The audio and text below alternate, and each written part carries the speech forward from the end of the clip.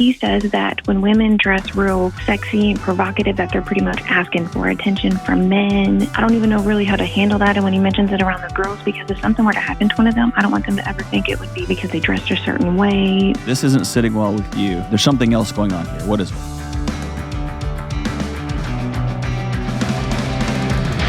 It's that time again. It's John with the Dr. John Delony Show, and I'm so glad that you are with us.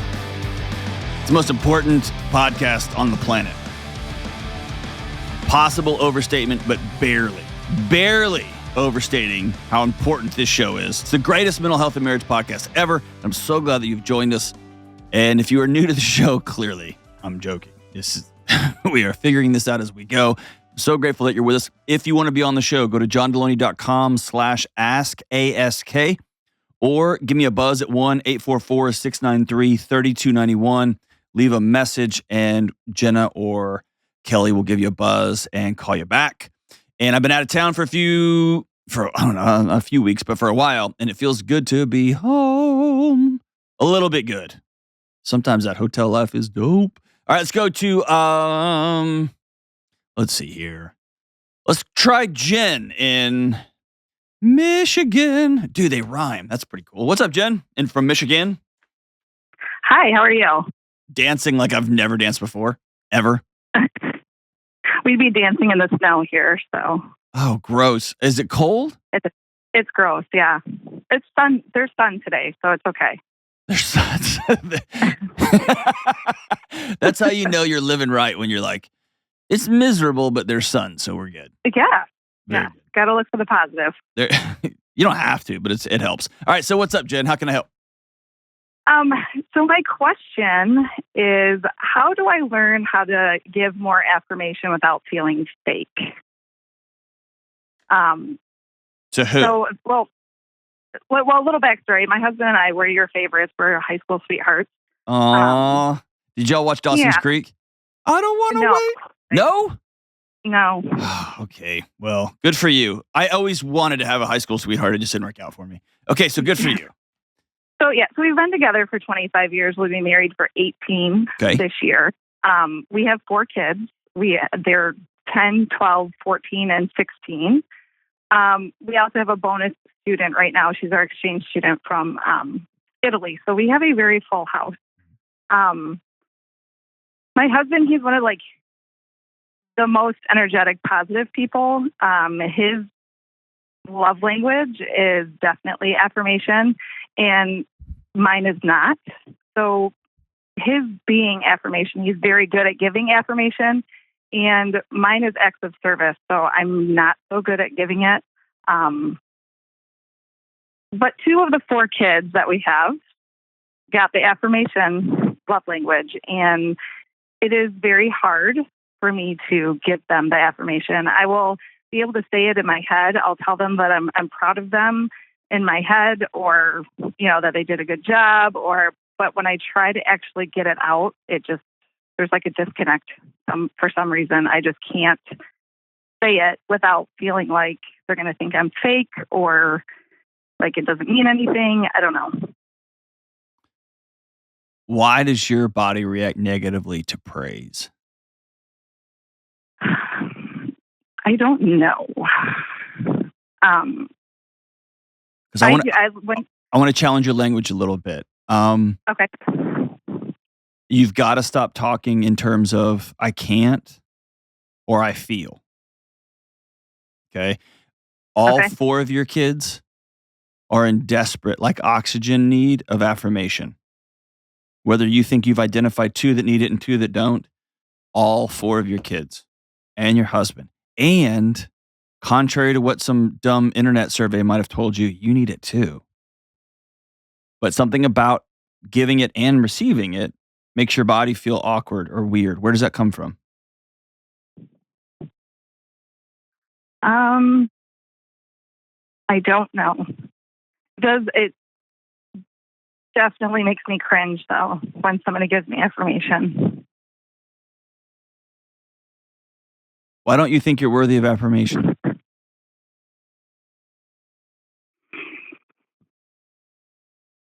Are you too, and I'm just going to run through some stuff. Do you think you're too good for it? Do you yeah, I know, I'm incredible? Did your parents do such a great job pumping you up that when you hear it, you're like, duh, I know that. I'm the best in this room.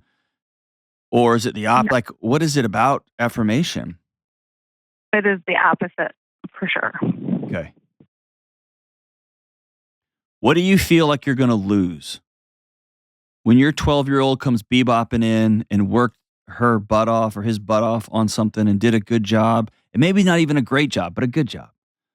What do you think you're going to lose? What's the net loss by saying, hey, come here for a minute, and grabbing them on both sides of the face and saying, I saw how hard you worked on this. Incredible. I'm so proud of you. Every day I thank God that I get to be your mom. It's awesome. Now get out of here. Like when you hear me run through that, what do you feel like you're going to lose by doing that? I don't want to say it, but I think it's control. Of what? I think that of them, I don't know, treating me like mom instead of a friend, maybe. If that makes sense. I don't know if that makes sense. Tell me more. I think it does, but tell me more. Let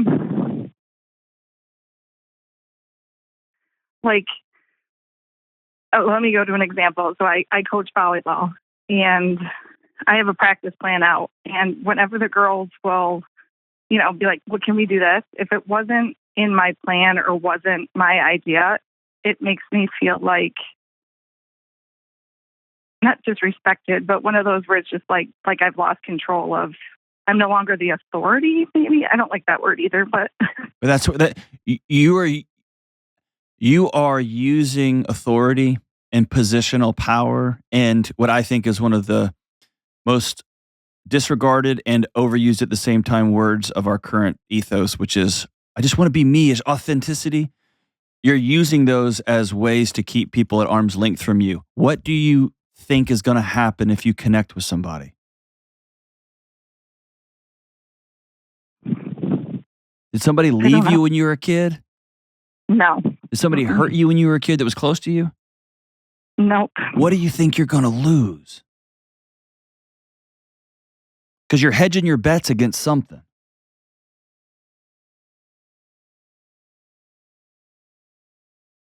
I really don't know. Okay. I need you to hear me like super clear. You're a great mom, and I can tell you love your kids, and I can tell there's something stuck between you and that relationship. And I'm saying this with all due respect and love and care, but those kids are starving for it, and your husband is too. And I promise you are as well.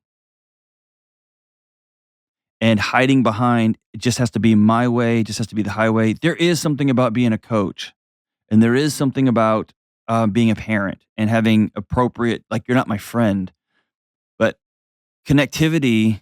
Let me put it this way. All the research says is the more connected a parent is as the children are younger, the more autonomous and the more risk-seeking they are as adults. It's counterintuitive. The more we want our kids to grow up and be really strong and adventurous and just go to the college or skip college and go open the business, whatever, we have to over-connect with them.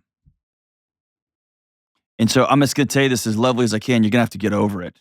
And you're going to have to decide, I've got to practice and do these things. And when it feels awkward, feel the awkward and do it anyway. And your kids are probably going to be like, what happened to you? And it may be that you have to, I know a couple who struggles with talking to each other.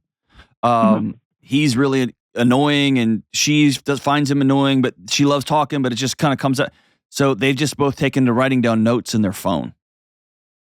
And they call them talk topics that they can just talk about when they get together. And it's kind of like when you first have your first or second kid and you got to start putting sex on the calendar and it doesn't feel as sexy as romantic, but it's either not going to happen or we're going to put it on the calendar. It's very similar. And I would start making a list every day on a note card or in an app on your phone that just says, I will pull each kid aside and have skin to skin contact and I'll look them in the eye and tell them something wonderful about them.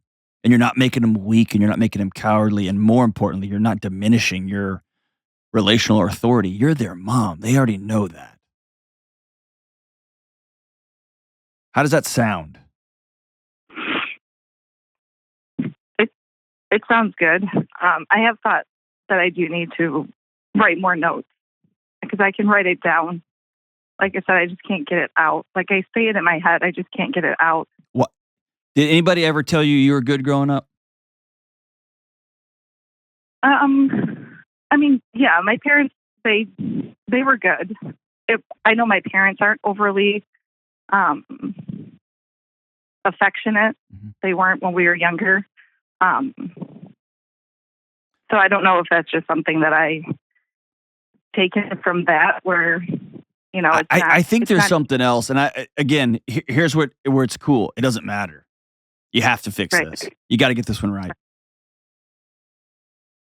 Because I promise you, the fact that you're asking the question tells me you feel that gap too, right? Yeah. What about your husband? Has he ever said things like he misses you or where are you? Yeah. Yeah, he's, like I said, he's very good at giving affirmation, and I feel like he kind of fills in for me with the kids. Yeah, I'm throwing a flag on that one. And sometimes the inability to praise is the exact same pathology as overpraise. Yeah. And he may be reaching for stars to try to get something he's not getting in his own home. Yeah. Is that fair? Yeah. I would love, love, love, love you to sit down tonight and write out, here are some things that I think are wonderful about my kids, and make a plan to start telling them. Even if you would make a public announcement at dinner tonight that said, I'm going to begin practicing. I love each of you so much, and it's so crazy how wild I am about you guys and how proud I am of you all, that I'm going to begin making sure you all know it. And it's going to be weird because this isn't anything mom has ever done before, but it's going to be new, and you're just going to have to get over it because I'm going to tell you every day how much I love you. I'm going to tell you every day how proud I am of you. I'm going to tell you every day that I caught you doing something right, and I'm going to let you know about it.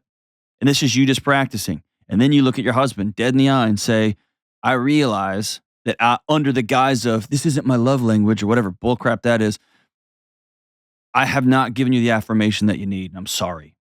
And I tell you this, here's what, Jen, this is important. When my marriage was on the brink, like hanging on by dental floss, barely, I remember how embarrassed I was to tell my wife, I just want you to tell me that you're proud of me. I worked so hard for you, for this house. And I'm ashamed to say that would be like water in the desert, but will you tell me I'm proud? And she told her response was, man, that would have been awesome to know 20 years ago. I didn't know you needed that. I do. So make a commitment to him. I'm going to say one nice thing in the morning. I'm going to say one nice thing in the afternoon. I'm going to ask him one question about his day in the morning, one question in the afternoon. And it's also fair to say, hey, husband, I need this too. Here's what I need. But you got to do it no matter what and how uncomfortable it is. You got to practice. This is something you got to get right. Our kids need us. And your kids need you. Thank you so much for the call, Jen. We'll be right back. I've got a word from our sponsor, BetterHelp. Listen, I've been on both ends of therapy in my life. I've gotten it myself, and I've walked people through it. And I've seen the benefits from both sides when someone owns their past and the cracks in their armor. But here's the deal. Getting to know yourself is not a one-time event. Acknowledging the stories that make you who you are can be a lifelong process. And talking through things with the right sounding board empowers you to change your future and be the best version of yourself. So if you're thinking about starting therapy, I recommend BetterHelp. BetterHelp connects you with a licensed therapist who can walk with you on that journey of self-discovery. And it's 100% online, and it's designed to be convenient, flexible, and work for your schedule. Just fill out a quick questionnaire to get matched with a licensed therapist. And if it's not the right fit, you can switch therapists at any time for no additional charge. Visit BetterHelp.com/Delony today to get 10% off your first month. That's BetterHelp, HELP.com/Delony. All right, we're back. And Jen is on hold. She's still on the line so she can hear this. Kelly, you were just telling me something during the break. Yeah, so I understand Jen because I am Jen. Yes. And I, growing up, great parents, they loved me very much, and there wasn't a lot of words of affirmation. It was just, this is what you're expected to do. You did it. Great. You succeeded in this. Now succeed in the next thing. We'll let you know if you're not doing it right, kind of thing. Gotcha. And so that wasn't modeled well. So if you made A's, you're supposed to. Exactly. That's the if job. you don't, that's where the problem comes in. Gotcha. Or you made this dance team in my case, or you were, student council or whatever. Those things were expected. And lots of love, just not a lot of, hey, we're really proud of you. And I can tell you, once I heard my dad say it, once I heard my mom say it, and I can tell you where I was, what room I was in, because it was so out of the ordinary. Right. And so it was so needed. Oh, it was just, I'm still holding on to them 30 years later, Yes. 40 years later, And, but so when I had my kids, I had to make it's still something I have to work on of my norms. My default is, great, you did it. You want a cookie? Right. Great. Yeah. I can't give you a sticker every time you do something. Instead of, and we had to do it last night, telling the kids, God, y'all both handled because we're still in a rental house and everything. Y'all have handled this really well. Mm-hmm. And praising them for when they do things, and my husband included. It's something I have to make sure I give hugs in the morning. Make sure I say something here. It's still a checklist for me because it's not my norm. Gotcha. So I understand that, but I've had to make it a habit. Has to become part of the norm. Yeah. Yeah. And now I was just texting with my son because somebody put something in his phone that I didn't find appropriate. And he texted me this morning, hey, Mom, I just want you to know I changed that and deleted it. I was like, I'm really proud of you for making that decision, because I was going to make it for him this evening. And I'm proud of you for making that decision. So what about vulnerability feels like a loss of control? Oh, vulnerability, my least favorite word. Because it just is a loss of control. It's okay. That's so important. That's exactly what it is. It is. It is taking control of, I am going to open the door a little bit, and you could kick this door into my face. Right. I might as well just take my heart out, lay it on the ground, and let you just stomp all over it. Yes. Same thing to me. And so I get where she's coming from, because that is hard, because I am a control freak. I like control of everything. And Tell me more. No, Kelly. Vulnerability is hard for me. Absolutely. And I've had to learn it through counseling. Yep. Because they have my to marriage have depended on it. That's right. And my parenting. And so I've had to learn it. So it is a skill. It is something you have to learn to do if it was not modeled for you. Yes. And there's no shame in it. And it's fantastic when you learn it. I think that's the important thing on the other side of it is, the unfortunate thing about relationships is the only way they work is when there's vulnerability, when somebody tells the truth. Holding back secrets, whether they're bad secrets, and we often think, when we think secrets, like it's bad. Sometimes the secret is, God, I'm so proud of you, right? Or when my daughter walks in and I'm like, she's so beautiful. And she gets so mad at me when I tell her that she's beautiful. Dad, right? And if I don't tell her the good stuff too, I'm keeping secrets from them, right? And so the only way it works is vulnerability. And I hate that. I wish there was another way. Trust me, I wish there was another way. There's just not. There's just not. And not vulnerability and weakness, vulnerability in, you could hurt me. You just said it right there. To me, vulnerability has always been weakness. Yes. And that is my biggest fear, is to be perceived as weak. Gotcha. And so, but learning that of, hey, I need to tell my husband what I need, or why this hurt me, or blah, blah, blah, blah, blah. And then you do it and you're like, well, I'll be darned if that didn't work. That felt really, yeah. And then he can go, oh, cool, I'll never do that again. Exactly. Let's go to dinner. And you're like, oh, that's... You're like, wait, what? That problem's solved. Yeah. Yeah. But it is a skill you have to learn. It is something you have to practice. It's a list you have to check. Yeah. It's a list and you go, yes, I did that. And then it becomes a normal part of your habit. So something that I think Jen could practice, she talked about being a volleyball coach. It may be that she schedules out practice like she loves to do, and then schedules 5 minutes at the end for them to choose. Yeah, leave some time. Do y'all want to do this drill, or y'all want to do a quick pickup game? Right. They get to pick. Yeah. And then it gives them a little bit of, she's listening to us. And it lets her retain control, right? It's almost that illusion of they're getting a choice. Oh, exactly. My wife does it to me all the time. Oh, yeah. Do you want tacos or burgers? And I'm like, that's what I'm talking about. Right? It's my house. We're eating burgers. Is she? Yeah, exactly. And the whole time she knew exactly what was happening. Yeah, exactly. So thank you for sharing that. That's importante. All right, let's go to Mary in Indianapolis. What's up, Mary? Hi, doctor. What's up? Hey, so my question, it's even really a hard one to ask. Bring it on. I'm stupid for asking it, but... Hey, have you listened to this show before? Quite a bit. You are all good, man. You're a good... There is no weird questions on this show or hard questions. What's up?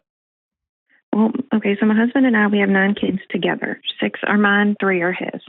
9? 9. Woo! All right. 9 kids. Okay? Yeah. And 5 of them are girls. Okay. Well, he is a military veteran, and he's real strong in his beliefs and things, but he says that when women dress real sexy and provocative, that they're pretty much asking for attention from men and things like that. Okay. And I don't even know really how to handle that. And when he mentions it around the girls, because if something were to happen to one of them, I don't want them to ever think it would be because of, it's ever anything that they did or because they dressed a certain way or, Yes. Let's take them off the table for a second. This isn't sitting well with you. Tell me why. There's something else going on here. What is it? Well, for one, because I don't believe that. Okay. Tell me more. And 2 of the girls actually had an instance with an uncle where they were touched inappropriately. Okay. And I guess that's where it hits home at. And you... And for a while, and he was best friends with that uncle. And so is he blaming these girls? No, but at the same time, like he refuses to call him a pedophile, which I fully believe. He's not allowed to be around anyone in the family at all anymore because I made a huge deal out of it, filed a police report, told everybody in the family, everybody knew that I had little girls. And there was we had a graduation party because the girls are older now. Of course, we had a graduation party and he allowed him to be at the graduation party.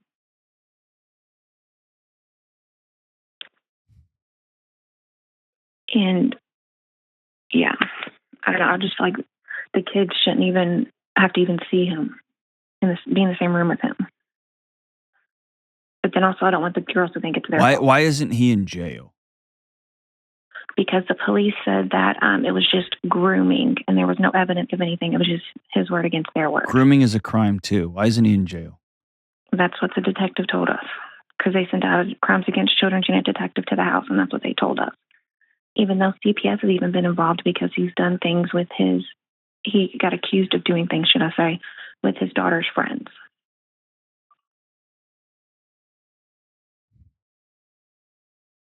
Are these daughters all your biological kids, or are they both? No, they're my biological kids. Okay. They're older now. It happened when they were a lot younger. One I didn't even find out about until way later. Okay. I would not have these kids around that man. I would not have these kids around your husband right now. That's just me. Not even around my husband? Well, he's got absolutely no regard for their safety or care. Yeah, at first I don't think he even believed it, but there's just been too many allegations. And then since I made a big deal about it and didn't keep it a secret, other people started coming up because apparently a lot of people were keeping things a secret. They always do. It takes one person with courage and bravery. But the greatest gift you can give your kids when they tell you something like that is to believe them. Oh, I do 100%. That's why I made a big deal out of it and actually involved the police. But they got a dad that doesn't. Yeah. And then they've got a dad dumping. And here's why I'm digging into this. Yes. When I dress, I'll just say me. I'm an old man. When I dress nice, I want people to notice me. And so I think it's not being genuine. It's being dishonest to say, no, dude, I'm just dressing good and sexy and attractive, whatever, because it just makes me feel good. That is true. It does make me feel good. But I just want people to notice I look nice. I want people to think I'm good looking, that I'm handsome. And I'm not beyond that. That's fine. And so whether you're 14 or whether you're 40 or whether you're 55 or whatever, I think there's some truth to that. And I don't care about what anyone has to say. If an adult sexually assaults a child, I don't care what that kid was wearing. I don't care what that kid was saying. I don't care what that kid was doing. That kid is a kid. And if there is any sort of suggestion that the kids has a role to play in an adult abuse situation, I am out before I'll be out of that situation so fast. Yeah, he's not referring to the kids.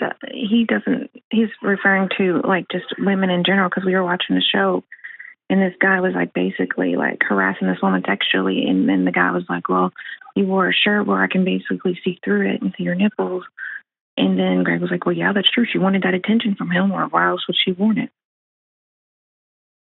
You know, that type of thing. Yeah. That men are hardwired for that type of thing, and that women shouldn't even be allowed to wear certain things.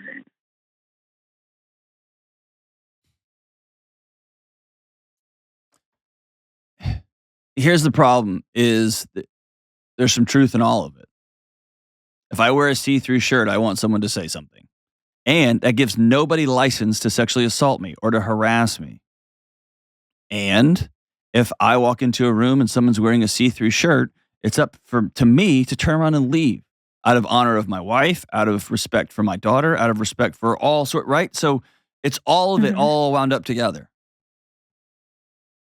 And so to say the way to solve this problem, I love how it has been, women need to be more modest. And the response has been over the last decade or so, or men could rape less, right? Men could sexually assault less. It's both and. It's both and. Yeah, it's true. And so I think your husband is using this as there's something else here that you're not telling me, Mary, and I don't know what it is. And if you don't want to tell me, that's fine. But there's something else that's not right. No, I mean, that's it. I think it just makes me fall off the handle, I think, and I feel like I'm being irrational because it makes me so mad when someone says something like that. Have you told him that I think you're wrong? Yeah. And then he just gets real defensive, and I probably come at him wrong because I get defensive because, like I said, it just brings back all that with the girls. Okay. I recommend having a non-defensive conversation about it. Okay. You've heard me say this a million times, and it gets cliche after a while, but to go grab some lunch or go grab breakfast and say, hey, every time this comes up, these are my girls, and I'm a woman, and I want to tell you, when you say this, I think it's fair to say, somebody shows up to a bar in a see-through shirt, yes, they want people to look at them and see that they're attractive. Fair. That's fair. And telling my teenage daughters that they are responsible for the actions of adults in their life, that's just not right. So when he says this is what they're actually hearing. And if he cares about them and loves them, he's going to be careful about his language. And I think it's fair for them to understand, hey, as a guy, when you wear this is the story that I'm telling myself. This is the story culture has told me about you. Right, wrong, or indifferent, I'm just letting you know. I'm your dad. That's fair for me. You see what I'm saying? Yeah. And he sounds like a guy that's going to get all mad and blow you off. And at the end of the day, you have to choose, do I want me and my daughters around this or not? Yeah, he does a lot of times get real defensive and angry at first, then he'll take a day or two and calm down, and then he'll come back after he thinks about it for a while. And that may be because you hear you hear it and you hear it and you hear it, and then you blow up, and he blows up, and now we're not even talking about the thing. Now we're talking about who's right and who's wrong, who's got power in this relationship, and that no problems get solved there. I think circling back to, hey,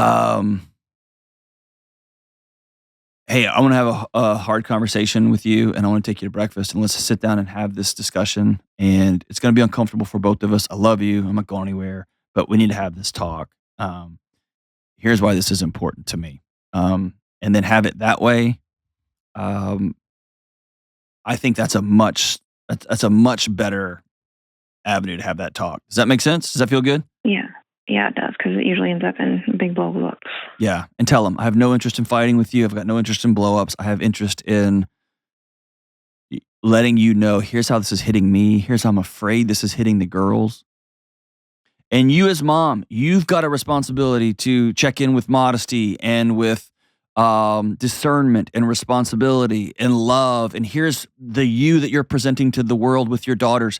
Your dad has a role. Your husband has a role to play in that also. But y'all got to be on the same page with this conversation. And any side of this conversation that gets out of whack and gets accusing, you can do whatever you want, and there's not, or anybody can do. Man, now you just got a mess. Now you got a mess. You got a mess. I think the place to start here is two adults having a hard conversation together. And he is correct. When somebody walks into a bar, right, wrong, or indifferent, there's a story, there's a cultural story that's told. That's true. And there is no license, ever, for unwanted sexual advances, for sexual assault, for child abuse, for molestation, any of that stuff. Ever. And anybody that tells you otherwise, get away from them as far as you can. Whew. It's a messy one, Mary. Thank you for the call. We'll be right back. Hey, good folks, John Delony here. I feel like I fell through a glitch in the Matrix. This is my job. I get to have this show, do this show, walk alongside each one of you as a career. This is what I do, and I have a blast doing it. And me and the team, we're so thankful for all of you for being a part of our show. Whether you're one of the original 17 or you're one of the millions that's come since then, we are so grateful for you, and we want to put together the best possible show that we can. So if you're one of the originals, or if you're brand new, we want your feedback. Tell us what you love about the show, what you hate about the show, what you'd like to see more of, what you'd like to hear more of, and what you want us to never do again. You can email us at askjohn@ramseysolutions.com. That's askjohn@ramseysolutions.com with your feedback. Thank you for being such an important part of this show. Rock on. All right, we are back, and man, we sparked it up with that last call. Okay, we've been talking for a long time off air. All right, what were you saying, Kelly? Well, I mean, there is a. We're like, if you're just tuning back in, this is a woman has had 4 biological daughters, I think, or 5 daughters. She's remarried, had 9 kids, and several of them were sexually abused by her new husband's brother.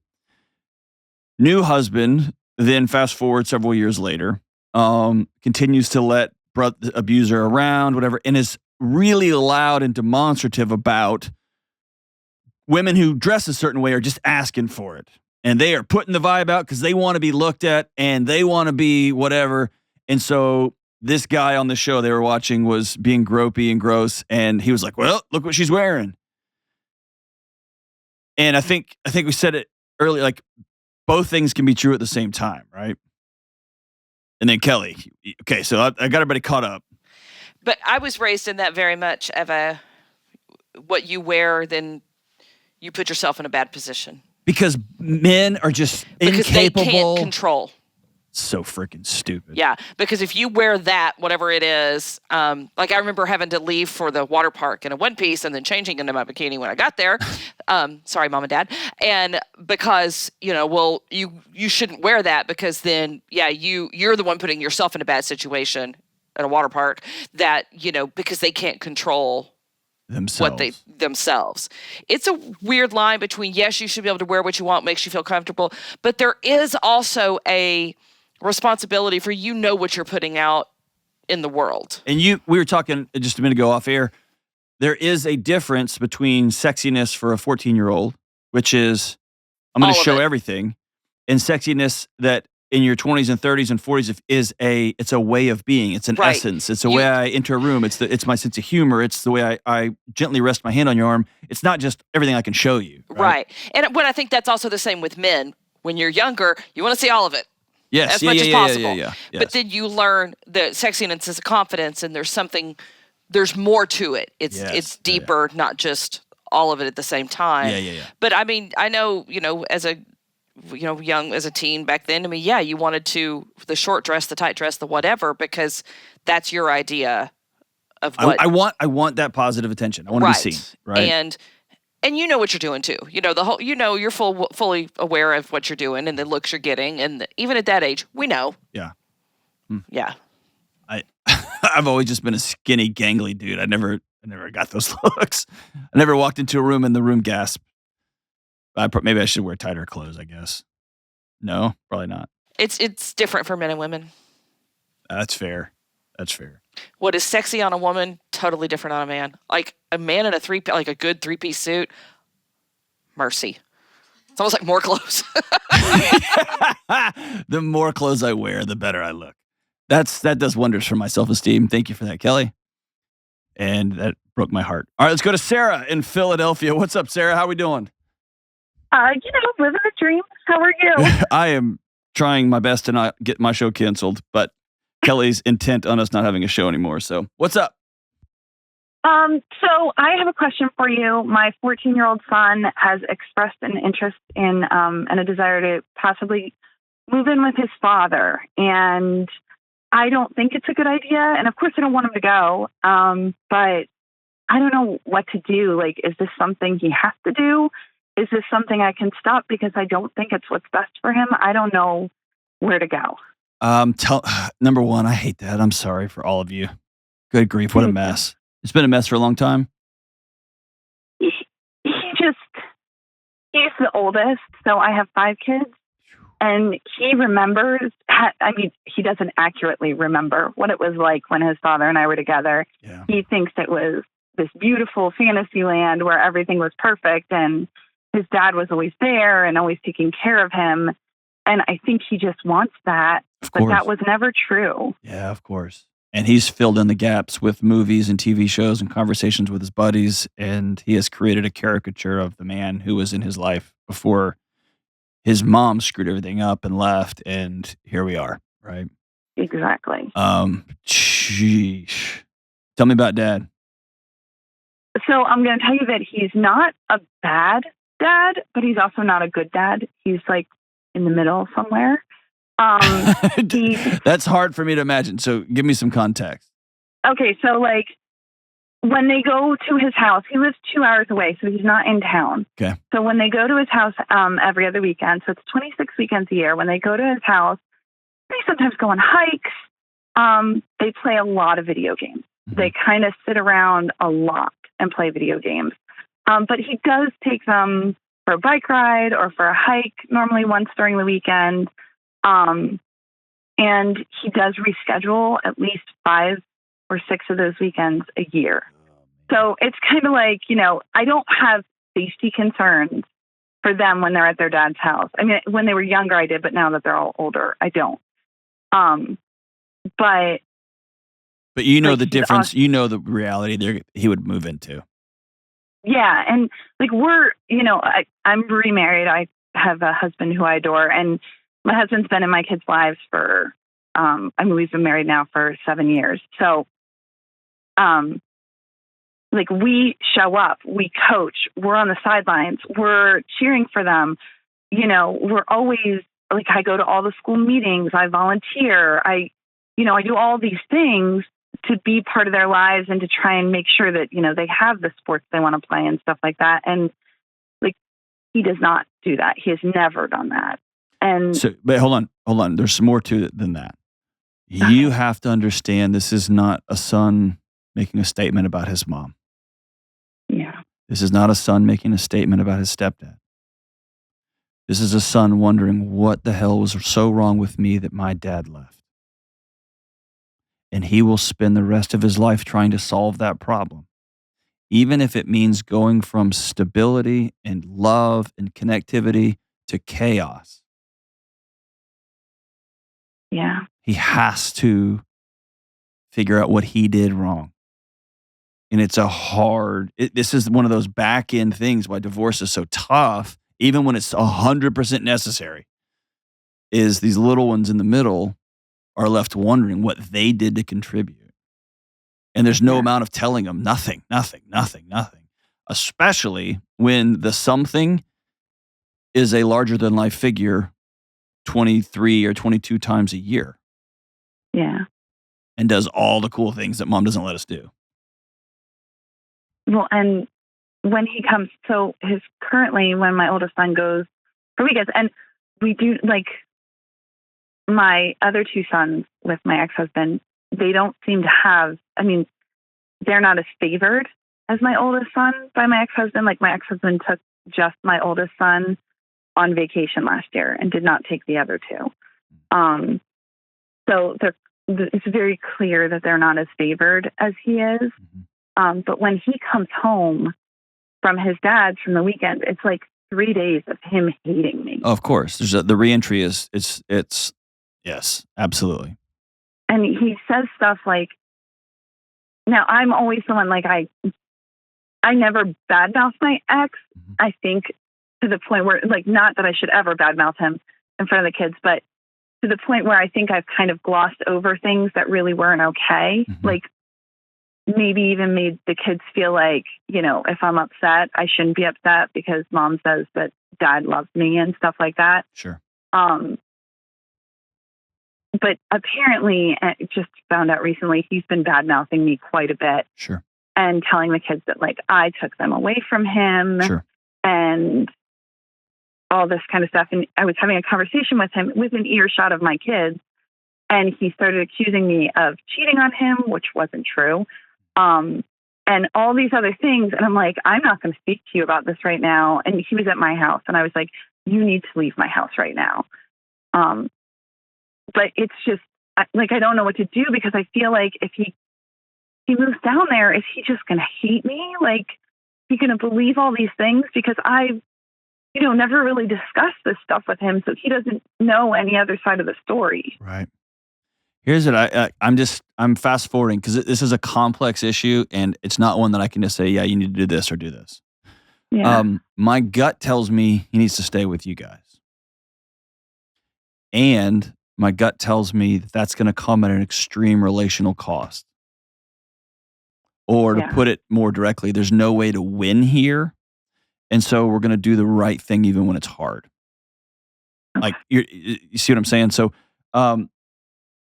if I were you, I would tell him, I'm willing to consider this, but we are going to go, you and him are going to go see a counselor together for a minimum of 2 months, 3 months, whatever.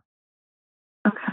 And in this conversation, the counselor can help guide the conversation about living arrangements, why he wants to move, maybe then slowly and gently and appropriately introduce, here's the reality of dad.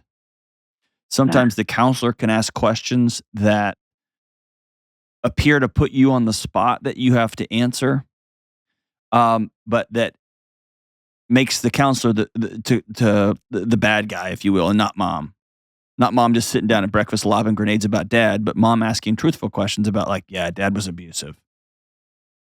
I had to leave for my own safety, or I was trying to keep you guys safe. And all of those are going to be damaging to him because, and you probably heard me say this, he knows innately half of him is that guy and half of him is you. And he has to make that other half right, even if that means glossing over glaring issues like abuse, not showing up, rescheduling, forgetting. You just play video games while I'm doing some stuff outside. Like, he's going to gloss over all of it because he has to make it right, because that's part of him. And if he's not good, then I'm not good. Okay. And it's so messy. So messy. That's why it makes me so sick that he would talk bad about you. Well, and I had divorced parents. So when I split up from my ex-husband, one of the things we talked about was, I was like, we can never badmouth each other, because you have to remember that half of our kids are each other. And it makes them feel like that half of themselves is wrong or bad or horrible. Exactly. And, like, that's a horrible, horrible feeling to grow up like that. I was like, they can't have that. And now, like, and I don't think he sits my son down and says, like, here's a laundry list of things that are horrible about your mother. He just makes, like, little comments. And he makes significantly more money than I do. And his household makes, like, probably 3 times as much. So when they go down there, it's like, we can go out to dinner and and it just all adds up into this perfect storm of, like, my oldest son just hating our house and being here. Yeah. And it's chaotic too. There's 5 kids, 2 of which are, someone else's dad, like the whole thing. And then, you dangle this Daddy Warbucks situation in front of him. The whole thing's just a mess. And on top of it, I actually think if he sat your son down and was like, your mom's the worst, your son would have some defense mechanisms. Like, well, hey, that's partly me too. And he would think through it and he'd be like, well, mom hugs me. 14-year-olds are pretty sharp. I think the more insidious ones are, they're driving and he just puts his hand on your son's head and tussles his hair and says, wouldn't it be awesome if we could do this all the time? Yeah. Wouldn't it be cool if your mom would let us do this all the time? But she went to court and said, I can never see you. And that's why we can't do this all the time. That is the stuff that is insidious because there's no comeback for that. Yeah. And I hate that that's happening to you. I'm sorry. The hardest part for you is going to be not taking this personal. It's a 14-year-old trying to find out what he did that was so bad and trying to figure out why half of him chose to leave. Yeah, and I'm trying to not take it personally. Oh, I know, dude. I'm asking you. If it was me, I would be taking all this personally. And you hear me say all the time, your kids can't make you feel anything. No, I'd feel terrible. I would choose to feel terrible, right? It's the worst. It's the worst. I'm asking you to do the impossible. I know. But that's why I think bringing a counselor in and be prepared. The counselor may say, I think the best thing is to spend a year there. Yeah. And you and your new husband, you'll have that conversation. Would we allow this? What would it look like? What are the rules? What are the guidelines? What does the court say about it? You may get there. And I don't know enough about your son. I don't know enough about your divorce decree. And I don't know enough about what the long-term ramifications would be for him individually and your family unit. For him to go away for a year and try it out. I've heard of it happening, and I've never heard of it going well. Dad's true colors show themselves eventually. Yeah, and originally my son was talking about trying it out over the summer for 1 or 2 months. And here's the thing. I've actually offered to my ex-husband, would you like to have the kids for a month during the summer, solid month, or 6 weeks or something like that, so that you can really spend time with them. And I always try and give him extra time whenever there is, time, because I know that the kids like being down there. Mm-hmm. Now we have behavior problems with my younger son with him because when he comes back, he's played video games the whole weekend and he can't control himself at school. Of course. But he's never been interested in taking me up on this. And all of a sudden he's interested. And I think it's because just recently he changed our support agreement and he no longer is able to claim my oldest son on his taxes. And it just cost him $4,000 on his taxes. Yeah, but he would if he's doing well financially, he wouldn't do something this dramatic for $4,000. Well, he's not very good with his money. I mean, you'd have to be really bad with mathematics to think a $4,000 tax write-off versus living every day with a 15-year-old is going to save you money. I agree. I know how expensive my kids are. It's ridiculous. Yes, and he's just now getting into driver's education and driving and dating and things about to get real expensive. If he also likes to tell me all the time that the kids shouldn't do their extracurricular activity. They're too expensive. You need to stop letting them do that. And you need to stop spending on that and that. And I'm always of course, no. And that's why I say maybe with the support of a therapist, some of those conversations are going to come out. And maybe you nailed it. Maybe just trying in the month of July to see what it's like. Because here's what I'm thinking off the top of my head. A lot of the data suggests that when a husband and a wife split up and she takes the kids, her income, her net worth goes down, his accelerates exponentially. And generally it's because he can take as many shifts as he wants. He can work overtime and he can go get another degree if he wants. He's not trying to tread water. Yeah. And so it's not uncommon for there to be a ton of money that just ends up in this trajectory because he's got no anchor point, right? He can do what he wants. And then once a weekend, once a month, he gets a free-for-all and then to go ride go-karts and play video games and eat Lucky Charms for every meal. And then he can just return back to his real life when you and your family unit have to absorb the fallout from all of that. All that to say, I think it would be best to sit down with somebody, a professional, and tell your son, I'm willing to have the conversation, but there's a lot of the story that you don't know. And I believe with all of my heart that the respectful, kind thing to do is to always talk good about your dad. And so I've done that. And we're going to have to, if you want me to entertain this, then you're going to have to go with me for a period of time with a counselor, and we're going to have some direct, open conversations. And about you, about your thoughts, about your ideas, about safety, about my concerns. And then we'll go from there. Off the top of my head, I don't like it. It feels like a 15-year-old's going to get dropped off in Neverland, and who knows what happens next. But I'm not an expert here. And so I want to concede this one to somebody who's going to have a real good insight of you and your family. At the end of the day, I promise you he'll come back. Promise you. You're playing a long game with him. And so 6 months, a year, 2 years, he's going to come back, and he's going to one day see, man, that woman never gave up on me. She loved me and tried, kept showing up and kept showing up and kept showing up. Hang in there, Sarah. He's lucky to have you. We'll be right back. It seems so easy, but most of us way undervalue real, genuine relationships. Our friendships, our marriages, we don't know what we're doing, and instead of diving into the mess, we accept shallowness and distraction, and we wallpaper over our loneliness. So let me say this boldly. You cannot be well alone. You've got to get connected to real-life people and have deep, powerful relationships. I'm talking about relationships where you can be honest, where you can open up, where you can share hard things, and you each know that you'll still show up for each other. And in my new book, Own Your Past, Change Your Future, we'll walk through a not-so-complicated approach to relationships, mental health, and wellness, and getting connected is a key part of that.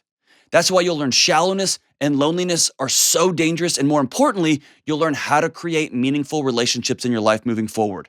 There is no good app to help adults find friendships, but this book can help. Go to johndelony.com to take the next step towards wellness. That's Own Your Past, Change Your Future at johndelony.com. All right, we are back.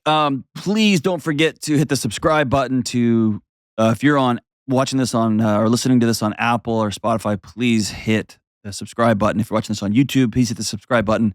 And don't forget those 5-star reviews. If you got 3-star reviews, just email them to Kelly, and she'll probably read them to me because she loves that. When people write in mean things and she gets to tell me about them, makes her heart feel good. If she had one, right? Just kidding, she does. All right, today's song of the day. This is the song that Joe, who's running the board, he is always singing this song. Makes everybody uncomfortable. His HR file is something to behold. But it's from his favorite artist, the great Right Said Fred. And the song is I'm Too Sexy. And I'll give it a dramatic reading. I'm too sexy for my love. Love's going to leave me. I'm too sexy for my shirt. So sexy it hurts. I'm too sexy for Milan, New York, and Japan. Didn't rhyme, Fred. I'm too sexy for your party. No way. I'm disco dancing. I'm a model. You know what I mean?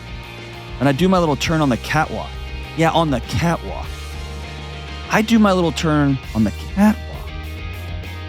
Not at your dumb party. Too sexy for my car, too sexy for my hat. What do you think about that? I'm too sexy, Sam I am. Green eggs and ham. If you're ever wondering, are we going to make it? No, we're not. We're super not. This was a top hit. I love y'all. See you soon.